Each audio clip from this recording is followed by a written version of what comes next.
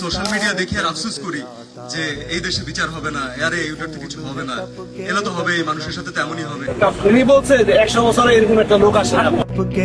तो जम जाएगा বিএনপি কো আর এই গল্প কেউ না কুকুর যা থাকে ভালোই হাদির বিচার করব না যদি আমরা রাজপথে না থাকি। सिल पे जमे तेरे बे বলেন তো আজকে কততম দিন? আজকে শহীদ ওসমান হাদি হত্যার প্রায় 1 মাস হয়ে গেছে। এখন পর্যন্ত আমরা কোনো বিচার দেখতে পারি নাই। जुल्म फिर जुल्म है আমি শহীদ শরীফ ওসমান হাদি হত্যার বিচার চাই। पता है खून फिर खून है टपकेगा तो जम